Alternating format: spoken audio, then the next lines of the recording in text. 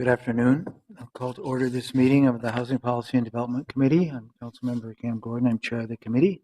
I'm joined so far today by Council members Goodman, Ellison, and Schrader. We're a quorum of the committee and we can conduct the committee's business. We do have 4 items on our agenda now, but I'm also going to be moving a walk-on item that isn't on the printed agenda. My intention is to put this on consent. But before I do that, I would like the clerk to come up and just tell us briefly what it's about, because it's not there for the public to see or for us. Good afternoon, Mr. Chair, members of the committee. My name is Casey Carl, the privilege of serving as city clerk. This item is being requested to be added to your agenda. The reason it didn't make the agenda is because I missed the deadline for submitting, so mea culpa on my part. The item is the appointment of Andrea Brennan, who is the housing director for the city, as a member of the Family Housing Fund Board. She currently sits in the second seat, which is appointed by the mayor and confirmed by the council. We'd like to continue that appointment. The mayor submitted on June 5th his nomination to reappoint her to that same seat. It requires the confirmation of the city council. And so with the chair's approval, I had asked to bring this item forward so that we could confirm her to that term, which would then retroactively become effective April 1st and continue for a 3-year period through March 30th, 2021, if approved. Thank you very much. I appreciate that, and I appreciate that even the clerk sometimes misses deadlines. So let's remember that when, if any of us happen to do that in the future sometime. All right, so I'm going to move to add that to the agenda under the consent item. Any discussion on that? All those in favor say aye. Aye. Any opposed say no. Okay, then I'll go through the other consent items. There's that one about that appointment, and then we have 3 other ones. One is authorizing a 2-year basic service agreement with e-recording partners network to provide some electronic transmission services for us, and especially our real estate records with Hennepin County. The third item is authorizing the city to consent as a leaser and lender to amend an existing Riverside Homes housing project ground lease and easement. And the fourth item, which is now the 4th consent item, is the release of the conservation easement at 1836 Irving Avenue North. Do any council members want to pull any of those items off? Then seeing none on those 4 consent items, all those in favor please say aye. Aye. Any opposed say no. That motion carries. Thank you. You're very welcome. Now we'll move on to our public hearing for today. This is I won't open the public hearing. Maybe first we'll get a brief presentation. But this is the matter of an ordinance amendment, actually, to change a ordinance having to do with the condos on Blaisdell Housing Improvement Area. Welcome. Thank you. Hi, my name is Arlene Robinson, Residential Finance. Chair, council members, in the report before you, staff is recommending that the City Council authorize housing improvement area financing to the condos on Blaisdell project. This involves passing an ordinance that establishes the condos on Blaisdell Housing Improvement Area, also known as HIA, passing a resolution imposing fees on participating condo units in the building, passing a resolution authorizing the issuance of HIA bonds to provide long-term financing for the project, and authorizing staff to enter into agreements with Condos on Blaisdell Owners Association and Northeast Bank for their short-term, they are the short-term construction lender. Condos on Blaisdell is in Ward 10, the Whittier neighborhood. It's a 4-story building that was constructed in 1959 as apartments, but was converted to condo units in 2006. There are currently 54 units in the building, and the property is in need of repairs and replacement of the windows, frames, brick to prevent water intrusion, rehabbing of the parking garage and the parking deck above the garage, ventilation, first floor domestic water lines, and the air conditioning. The engineers made it clear that if the repairs, improvements were not undertaken, the garage will be structurally unsafe in the near future and may not pass inspection. And the units that are getting water will continue to get water, thus causing mold to grow in the units. And also, water is getting behind the brick facade, and that may fall off in the near future, and thus possibly condemning the building. And in such case, the condo owners would need to move out of their units. The appraised unit market value and the last appraisal was $150,000 for the one bedroom and $180,000 for the two bedrooms. Based on the current bids, the project cost now is $3.7 million, and the association has allocated these costs to each of the units based on their ownership interest. And the costs range from assessment costs range from $38,000 to $176,000 per unit. Most of these costs are between like $38,000 and $76,000. There's one unit that is a penthouse that would be the $176,000. The association was unable to obtain private financing for the project, and when private long-term financing options are not available, condos and townhome associations in the city of Minneapolis can apply for long-term HIA financing by the city. Condos on Blaisdell submitted an application in October 2016 and has met all the guidelines and minimum criteria for the HIA policy attached to your RCA. The policy requires signed petitions supporting the HIA financing from at least 75% of the units. And to date, the association, as of this report, they had received 44 signed petitions, but since then, one has withdrawn. So that leaves at 79.6% of the owners that have signed. Public hearing notice was sent to all owners. And if the financing, HIA financing is approved, the owners have two options. And one is to prepay the dues, the association HIA dues by July 31st of this year, or they can finance their portion through the HIA financing.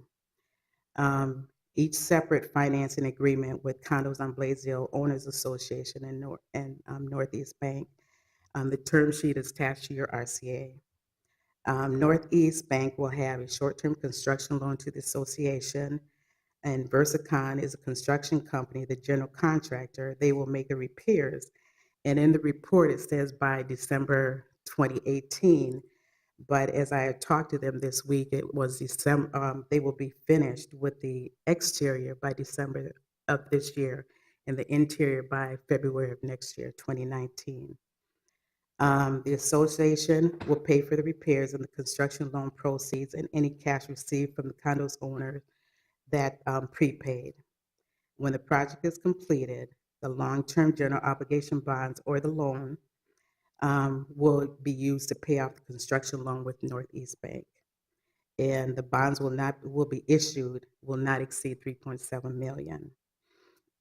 In 2019, the city will impose the HIA fees on each condo unit, and fees will vary from $4,600 to about $17,000. And like I said, the $17,000 would be the penthouse.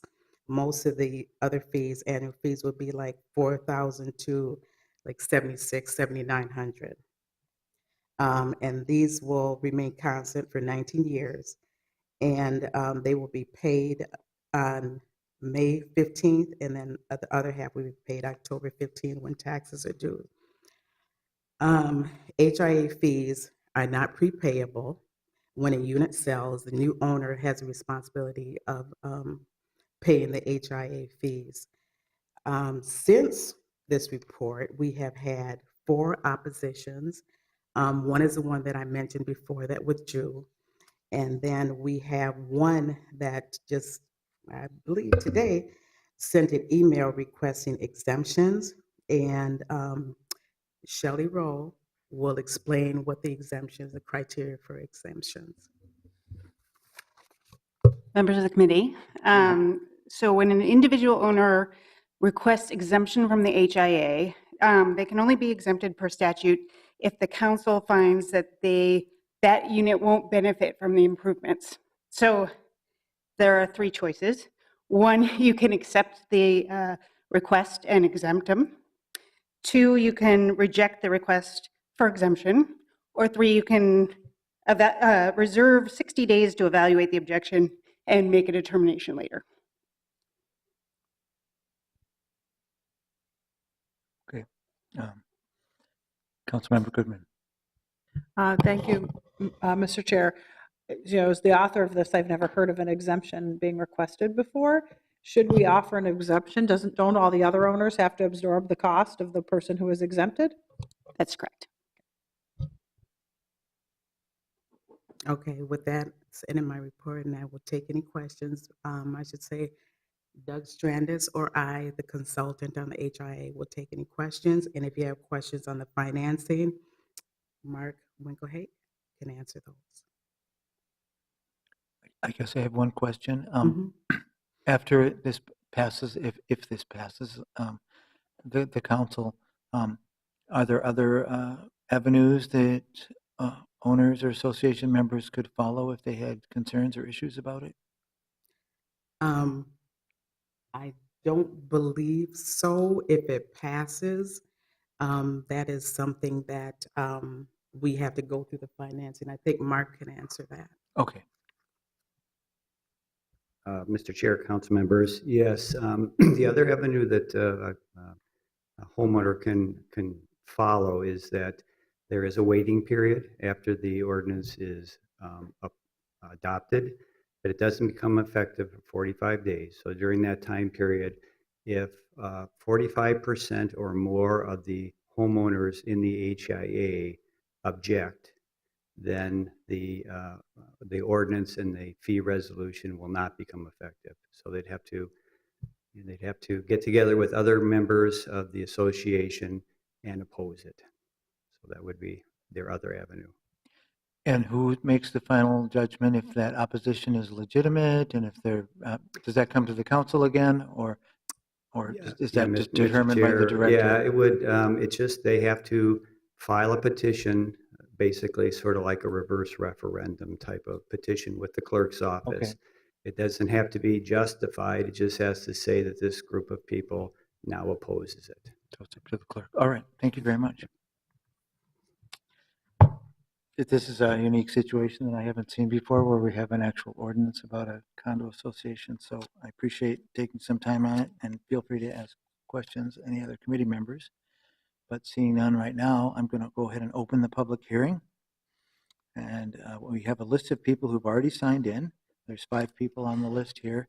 But if somebody else wants to speak who didn't sign in yet, you can sign in over with the clerk. And I'm going to read off the names. And the first name is Doug Strandnis. Would you like to speak? Yes, I would. All right. Well, welcome.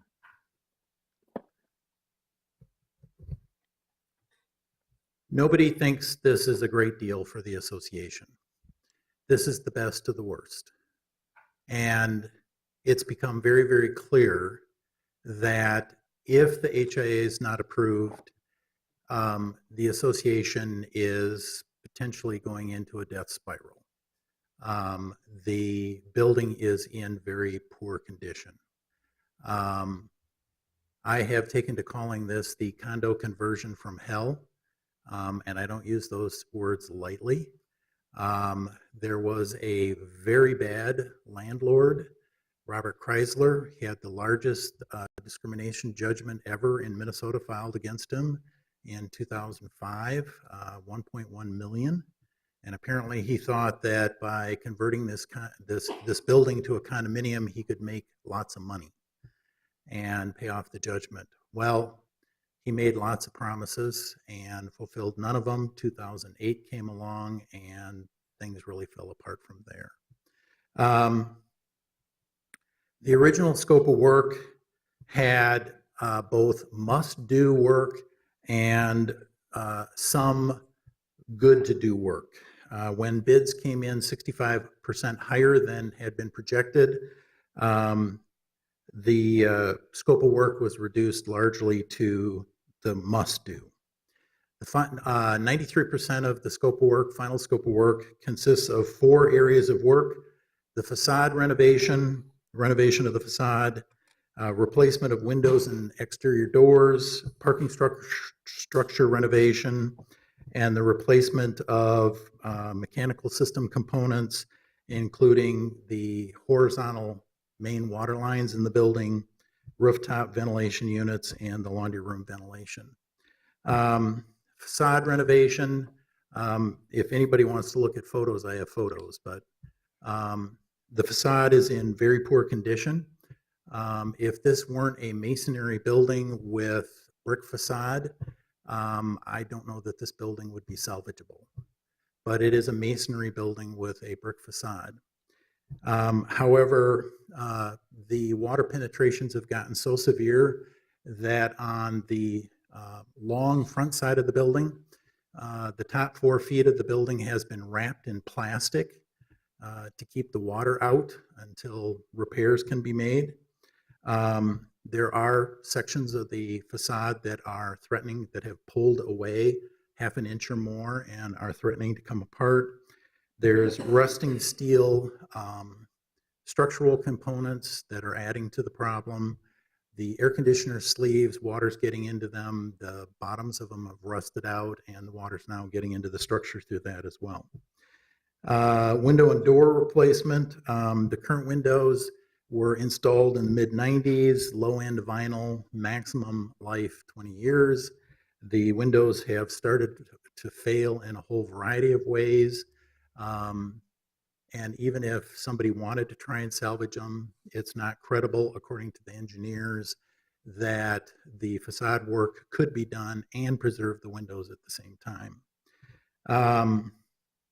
The exterior doors that are being replaced need to be replaced. For example, one of the rooftop exit doors is gotten to the point where it can't be opened, which is a serious life safety issue in case of a fire. The parking structure renovation, 2 structural engineering firms, Walker Consultants and Encompass, have both carefully evaluated and said that if the work is not done to it this year, it is unlikely that it could be certified for continued use beginning in 2019. You would then have 54 households trying to park on the streets in a neighborhood where street parking is already an issue. The parking deck has a whole variety of problems. One of the biggest is water ponds in large areas. It's soaking into the deck. Once it's into the deck, it starts rusting the steel reinforcements.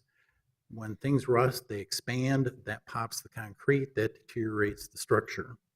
The underside of the deck is in very poor condition as a result, and there is at least one part of the garage wall. The garage is mostly underground that is threatening to buckle in. Replacement of the mechanical system components. The horizontal water lines are badly clogged. They've been in place for almost 60 years. Because of the clogging, they regularly spring leaks, which do damage and interrupt service for residents, and so those need to be replaced.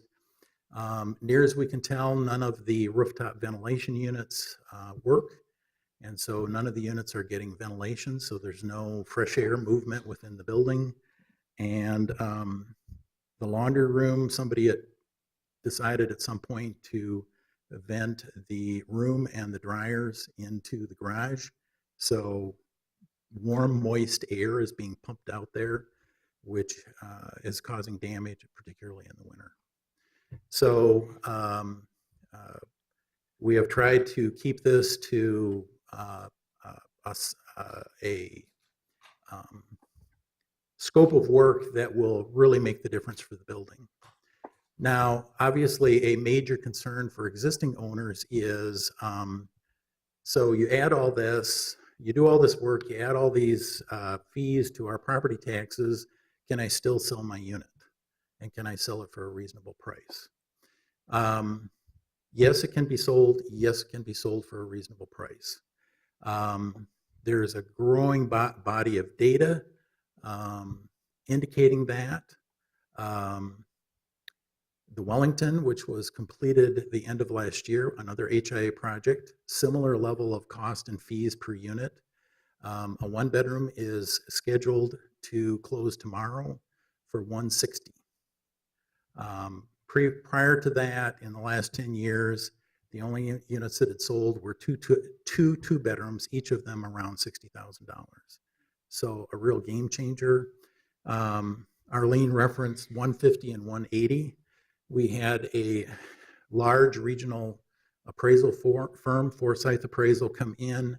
They looked at the scope of work. They looked at the fees that would be added to the taxes. They looked at 2 sample units. They looked at other units as well, and said in their judgment, and based on the research they'd done of other HIA projects, it was credible that a typical one-bedroom could sell for 150 and a typical two-bedroom for 180. So those are my comments. Thank you. Well, thank you very much. Councilmember Goodman. I'm just wondering if Mr. Strandis can just put a picture of the exterior of the building up on the screen. No, just so If we you could see put which building it is. Right We on the don't, overhead. yeah, our records don't have the address or what the building looks like, just so people can have it for reference. Unfortunately, I don't have a picture of the whole exterior. You could choose one to put up there Um, of a partial. Oh, I do have one that gives you a sense of it. Councilmember Schrader also has a question. Also, if you could give us the address, we can just check Google Maps. 2500 Blaisdell. Do I do it like that? Yeah. There we go. Then the next speaker. That gives you, that's a neighboring property, but to the left side of the picture, that's part of the building. Oh, even better. Yeah. That's a picture of the building.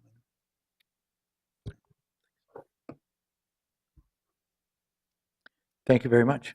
Thank you. The next speaker is Kojo Dismudo, and I'm probably mispronouncing your last name or maybe both your names, so I apologize for that. Maybe you could restate your name for the record for us. It's Kojo Jumido. Okay. Yeah, I've bought that building since 2012, and yes, I have a water intrusion coming through the windows, and since then never get fixed or replaced. I constantly talk to the association, but they never get it resolved. So they're always saying that they're gonna wait for the HIA loan and to get everything fixed at one time. And for what I believe is, I'll be paying my fees every single month, and I think it's the association and to be taking care of that. That's the reason why we're paying that for. So the HIA loan that they are requesting, which is a 3.7 million, and is we're going to be paying additional 543 monthly, and I don't think we really need that 3.7 million. The reason why I'm saying that is because they were telling us that they have to replace the whole facade of the building at the beginning, and later what I've heard recently is they're just gonna do some cleaning, repairing, and painting. And I keep in, like years ago, I always asking them, like, if I'm gonna go for the project, at least I want to see like in the 3D view, like how the work they're gonna do will look like. It's gonna be like, wow, this is very good. So we can put our money to it. We can say, okay, we can do it. But they never send us those image, like how it's gonna look like. For that reason, I'm opposed to that. And also, the second reason, I don't have like, I believe they should come up with a different alternative and say, okay, we can go for this one to replace this one. Like our garage have some leaking, so let's fix our garage fix, and maybe after that have different assessment. Let's fix this one first, so that people who bought that building can stay there and really enjoy it. So for me, it's like now they're just trying to get like HIA, which is gonna be like some money that nobody can afford, and keep people outside. I see how they say 44%, or how the vote going on over there. A lot of people say no to that project before that, I know for sure. But the way it goes, sometimes they will come to your door, knock your door, and come and talk to you, beg you to sign all those stuff. And I don't think that's the right way. They should be doing that. And once people say no, they should leave them alone instead of going begging them and trying to sell the building. So those are the reasons why I'm very opposed to that. We can try to fix stuff once at a time, like if it's a garage, fix it at a time. And so we can, like we did it before in the past. We have assessment to fix our elevator, we did it. We have assessment to fix the heating, we pay for that. And they're talking about garage, they can have assessment, we can pay for that. They say no, if you don't do it, it's gonna be condemned. They've been saying that for 6 years, and we don't know why they say it's gonna be condemned. But I believe like we have to fix the garage, and I believe like we have to fix the window. But some of the work, I think the association had to come and do some. So the 3.7 million that they're asking for us, we have to pay for our pocket, which the association is not paying anything. I don't think that's fair. Thank you. Okay, thank you very much. Next speaker is Joe Blum. Welcome. I'm a resident and I'm on the board of directors, and I've been living there for about 2.5 years. Since I've moved in, I've seen a lot of water issues throughout the building in many, many units. My own windows are not that great.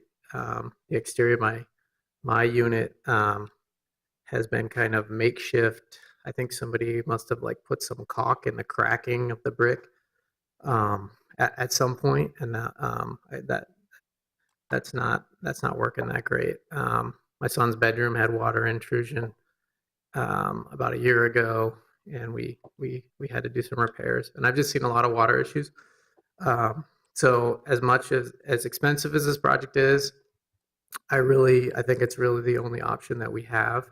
When we crunch numbers to see if we could try to get loans or to see if we could try to do special assessments to fix these problems, it was even more expensive than this monthly cost is.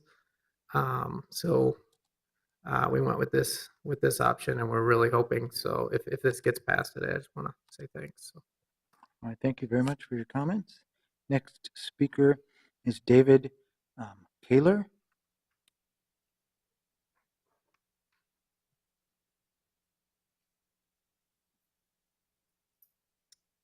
Hi, my name is David Kaler. I've lived at 2500 Blaisdell since December of 2009. And I'm opposed to this HIA bond because I feel like we have other options. The amount of work needed to be done has been inflated, and hence the cost is inflated. They want to replace all the windows and all the doors in the building. There are a lot of people who are happy with their windows. It's not necessary. Some need to be replaced.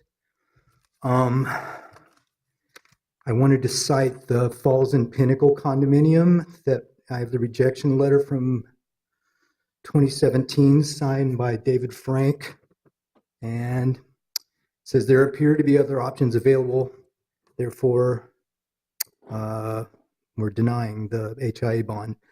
Now, we have other options. They're not open to them. And basically, they've tried to squelch any opposition to this HIA. Arlene says there's only 4 people that oppose. I'm collecting signatures this past week. I've got 7. I've got some other people that are afraid to sign in opposition. A lot of people feel like they were intimidated into signing on for the HIA bond, and now they're upset because the costs have doubled from what they were presented initially to sign. It's gone from, being an extra $2,000 a year in taxes to being like an extra $4,000 a year in taxes, and people feel they can't afford it. Now, also, I've talked to several realtors who say that these places won't move with such a huge debt hanging over them. And so, a lot of people, what's going to happen? Well, what happened at Falls and Pinnacle now, I know a couple of people over there. One of them's a realtor who says this is a bad deal. And what's happening over there now, this didn't pass. The HI didn't pass at the Falls and Pinnacle, but the First Service Management Company came in and they got a loan from a Puerto Rican bank for $10 million, I believe it was. Now, what's happening there is there's an exodus going on there. Everybody's trying to sell their units because they're taking their losses. And I'm afraid that's what's going to happen here. And, a growing number of people are afraid that's what's going to happen. And let's see here. Doug, Strandness, and Encompass are taking $273,400 in professional fees, of which Doug gets $65,000.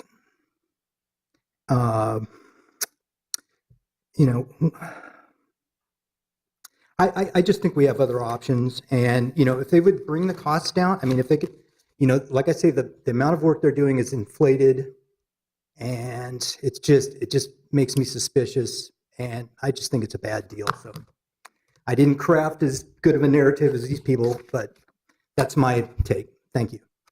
Comments were appreciated and very valuable. Thank you. Next speaker is Salveen Sidrich, or maybe, okay.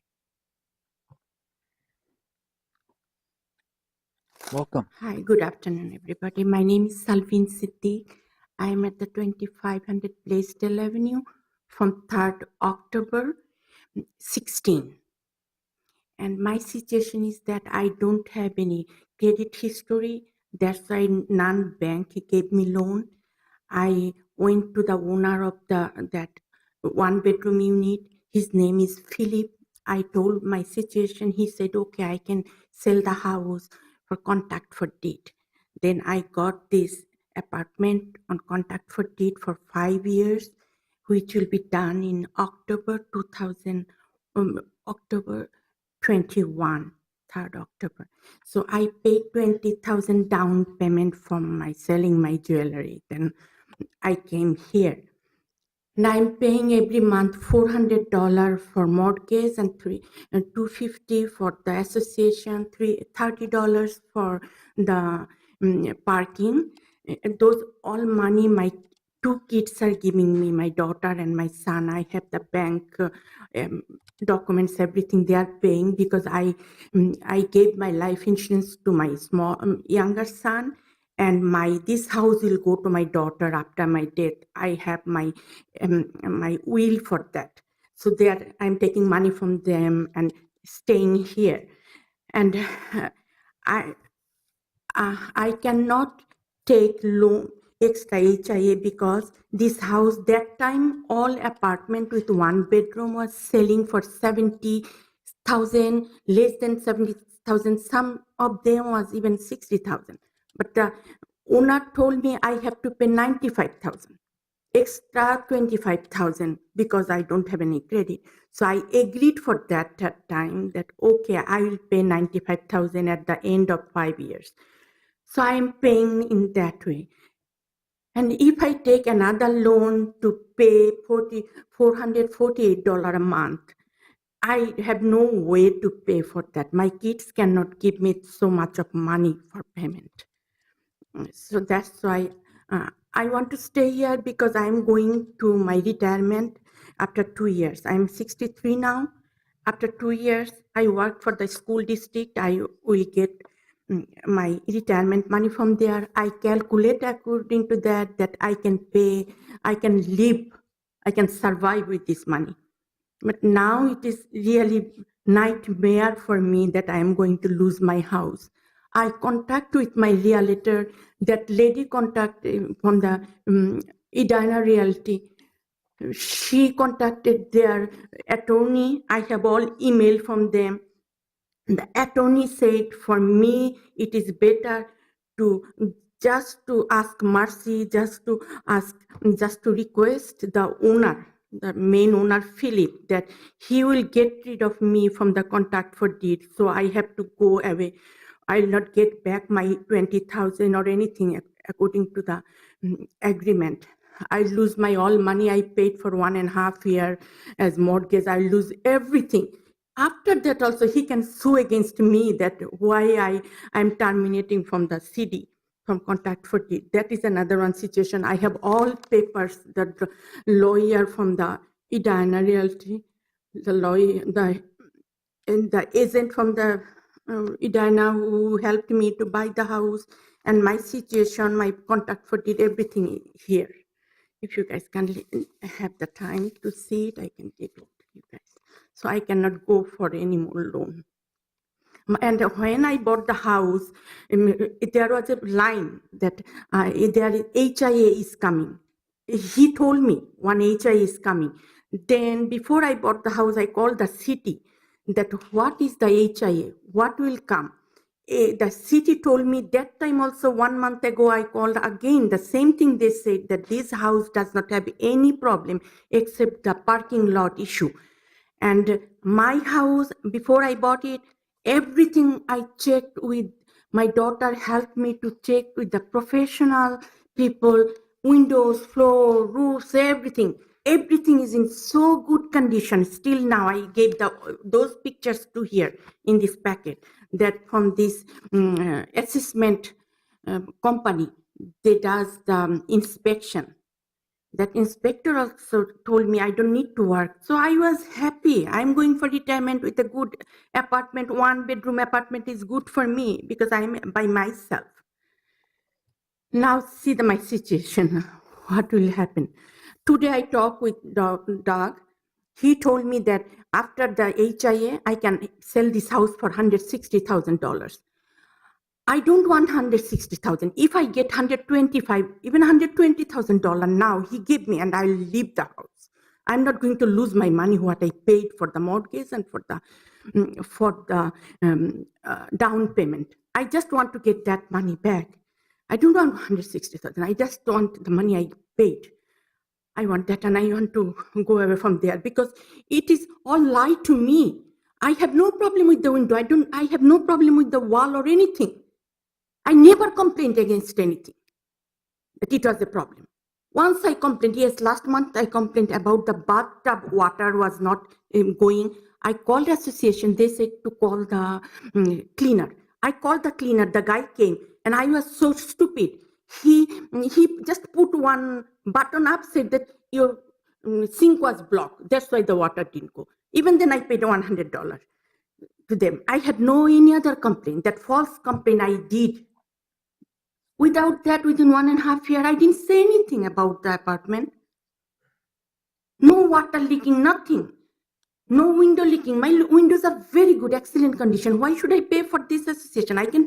I was thinking that, okay, the city is telling HIA is coming with the parking lot. So we are 65 people are here in this apartment. Maybe these 65 people, if we pay for the parking lot, then it will not raise my more than $100. Maybe within $100, 18 years, I can finish this loan. But I didn't know that with parking lot, there will be fancy cosmetic surgery for the window, for the porch, everything. And those pictures he will show, I don't think everything is right. Because who complain all those? 2, 3. Sometimes Kozo has water leaking. Maybe he said sometime. Even I didn't say anything. I think we understand your point of view and appreciate your comments. There's a couple more people who would like the opportunity to speak. Do you have So can I give my paper to you then? My documents, what I have, all pictures of my house, all contact for deed. Do you need it? No, I don't think we need it. I don't know that that will be helpful for us. You might want to save those and get them to. Thank you, dear. Thank you Thank so much for listening to me. Mr. Chair, I just want to say my staff are on their way, and all the folks that live in this building are my constituents. My office would be happy to follow up with the woman who just spoke or anyone else who needs our help kind of beyond the scope of what we're talking about here with the loan decision. So my aide should be coming in any second now, but if not, anyone can also just call my office or speak to me after the committee if we can be of assistance beyond this decision. Excellent. So last two speakers, the first is Eric Jensen. Hi. Welcome. Good afternoon.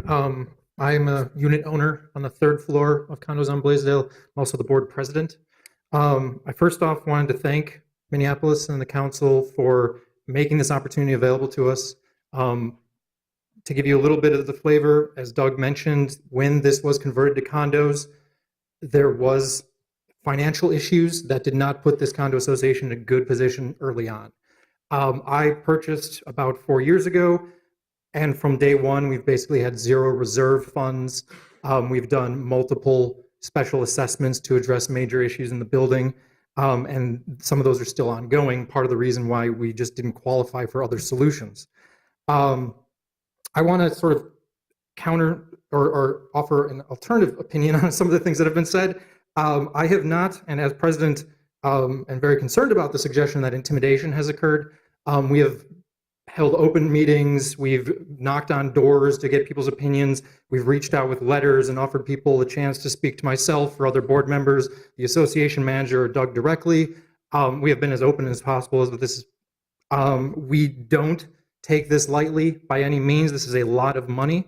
In many cases, or not many, in some cases, it's comparable to what people paid for their units. We are optimistic that, we are getting nothing but messages that these are necessary changes. We could not scale back scopes. We cannot go through cheaper options without basically doing a high cost repair resulting in no value add to the building, putting people both with an HIA assessment and no value improvement to the units. We've had a few, and we respect their opinions, folks who have come out against it, but the vast majority are either for this or, when we sit down with it, understand that we don't have any other options and have talked through every possible conceivable chat with this bank, come up with this organization, talk to this group, and we have just ticked them all off as best we could. The city's opportunity that they're offering us seems to be the best and only route forward at this point. I'm sorry, I can't read my notes completely. There was a mention of another project that might have had some special financing offered to them. My understanding is that First Service Residential was mentioned as a management company. They actually were a previous management company in our organization. We did not have a very good experience with us, and when the scope of work became apparent to them, they actually dropped us, forcing us to find a new association management company. So it's a very good chance that whatever example was mentioned earlier is not a relevant comparison to the HIA that we're considering. And we have, and to the point of value, I myself am optimistic that we're going to get those increases, but even if we got partially or most of those value increases, we have talked through, those are opinions based on folks who understand what an HIA is and not an average realtor who may be unaware of the concept. So we feel like we have done our due diligence there, and we are making the most weighted and fundamental decision necessary to the building. And I also wanted to sort of mention that I heard earlier the suggestion that there were professional fees being paid to the engineering company who's helping us make sure we're not getting taken advantage of, and to Doug, who's been the management and consultant on this. To Doug's credit alone, we had an agreement with him of up to $65,000 based on an hourly rate. We have well exceeded that, and he continues to give us hours pro bono. This has been a very long, drawn-out process. Part of the issue is, as you can tell with all the cranes and trucks running around Minneapolis, a lot of construction work is happening, and unfortunately that seems to have, in part, translated to our initial estimates inflated due to just simply demand on the construction industry. And we are doing our best to slice and dice that down to bare minimums, things that are important for the building, and things that will return value to the owners. We are committed to that. We are open to all opinions, and we are trying to be as accessible as possible and considerate to very unique individual circumstances. Affordability is hugely important in Minneapolis these days, and we in no way want to displace folks unless we're stuck doing it, because I'm on the third floor. I have water seeping into my unit through the walls from the fourth floor above me. The fourth floor above me, I walked into his unit once just to have a conversation. He has open holes in his walls where water intrudes because you can't repair it until you replace the facade on the outside. So basically, we have tons of owners who have been years in the waiting with holes in their walls, leakage every time it rains, city suggesting and warning us that we're going to get condemnation for either the full building or the parking garage, and we need to move forward, and we really just appreciate the city's opportunity to provide this HIA and let us get this building up to what it should be, give our owners the value they deserve, and become a stronger part of the Whittier neighborhood. Thank you. Thank you very much for your comments and for being here. And the last speaker who signed up is William Billfeld. Good afternoon. Afternoon. So I'm in Unit 107, and I work for an engineering firm. I do construction management. And I think part of the problem a lot of the people have, I'm in favor of the HIA, is that water infiltration is a major problem. And you only can see what you can see. I guarantee you the damage is much worse. I've got a lot of experience with this. Part of the heartburn, I think, is from the previous companies that we worked with that were, in my opinion, unethical with their billings and what they actually provided. And the previous board members didn't handle it well. I think this board now is much more in tune with what's going on, what the needs are. And I can tell you that I'm in the first floor unit. There's water infiltration in my unit. Minor damage, but minor damage becomes major damage. The windows are extremely inefficient. The parking garage, my expertise is structural engineering, and the parking garage is in bad shape, and it's only going to get worse. Like Doug said, rebar, when it rusts, it expands, causes spalling and popping, and more water infiltration. It's just going to get worse before it'll never get better. So that's really all I had to say, is that I would say Doug and I have communicated. He's going to share those plans and specs with me for review. And the one thing I would say, and I've mentioned this to Doug, is that the on-site construction management or observation should be a daily thing. There should be daily reports and daily photographs of what's happening. If there's change orders, there's credits back, they run into something that's unknown, it's documented and it's immediately brought to everyone's attention. But what happened on the previous projects is there should have been credits given back, and there weren't, because there was no way to facilitate that. So thank you. You're welcome. Thank you for being here. Is there anyone else who wanted to make any comments on this? Seeing none, then I'll close the public hearing, and I'll open the floor to committee members to make motions or comments or questions. Councilmember Goodman. Thank you, Mr. Chair. I am going to move the staff recommendation to approve the HIA. I would like to also speak to it really briefly. I was the author of this when this first came about, I think almost going on 15 years ago, as the result of a project in my ward, the Wellington, that had a life safety issue with its back balcony, where the city was going to condemn the building because they didn't have ingress and egress. And there were less than 50 units of affordable home ownership in that building. And if they didn't do this, the building would have been condemned. The city is a financer of last resort. We're not doing this because we're happy. We're doing it because we have to. And if we don't, we will lose affordable home ownership in the city. The reason we're here today is because no bank would be willing to finance this. And I felt at the time, like Councilmember Bender does as well, that multifamily buildings are such a blessing in our city. We're thanking people for living in a multifamily way, but we didn't really have any way to help when banks didn't treat condos the same way as they treated home ownership and single-family homes. And so this was a way for us to be the funder of last resort. I would also tell my colleagues that our staff, Mr. Winkelhake, would never agree to this if this was not the funding of last resort. In fact, he stops a number of HIAs from going forward when people just want us to help them finance, which we can't do, and really works hard to ensure that this is the financing of last resort. I don't want to get involved in the conflict between residents. And I feel bad that we've been put in that position. We really need to look at one thing, which is the work needed? And if it's needed, will anyone else be willing to lend to pay for it? And my guess is no one else would be willing to lend to pay for it, or if they would, it would be like a payday loan rate. And so you'd have a much higher rate. And I fear if we don't do this and they don't move forward, all of these people will lose their entire investment with no ability to recoup it, as the city probably would have a health, life, safety issue with water infiltration. So we're not, I mean, this isn't a happy situation. We are of last resort in terms of financing it, but I believe, given what I've heard from our staff, who are impartial and not the consultant, and you need consultants to do this, that we don't have a choice. And it's a risk for us too. I want to be clear. We're putting this out as a general obligation bond against the rest of the taxpayers of the city of Minneapolis. So essentially everybody else in the city is saying, take the risk to preserve the housing for these people. I am one who does not like to use GO bonds for anything, maybe other than financing our water infrastructure.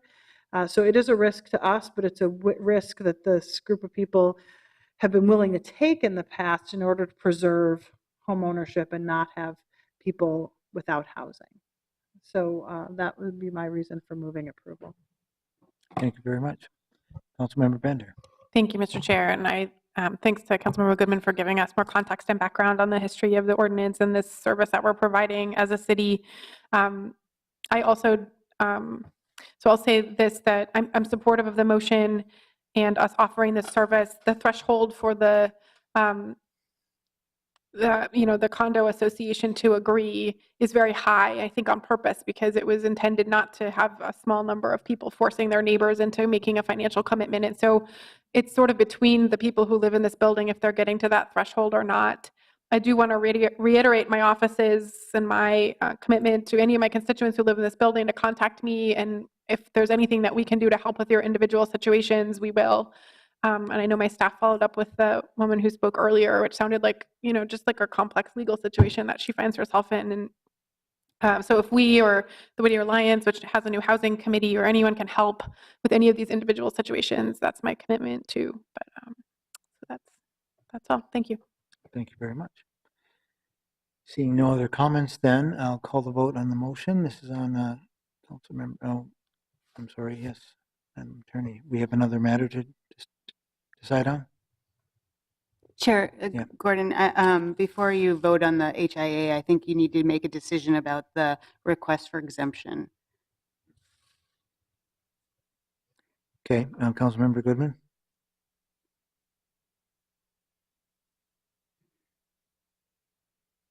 Did you want to make a comment, Councilmember Goodman? Just wondering if our attorney could just read out loud the request for the exemption so we understand.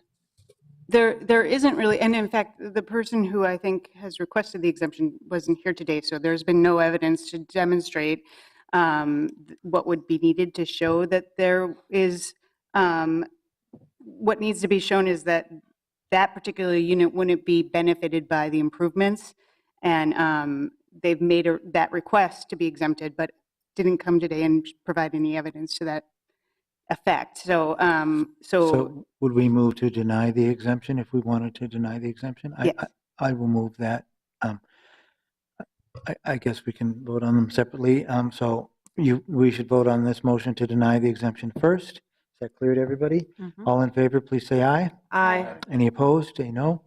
That motion carries. And then on the bigger motion, the staff recommendation involving the HIA, Councilmember Goodman's motion. All those in favor, please say aye. Aye. Any opposed, say no. That motion carries as well. I just want to thank everybody for coming here and for taking your time for this meeting.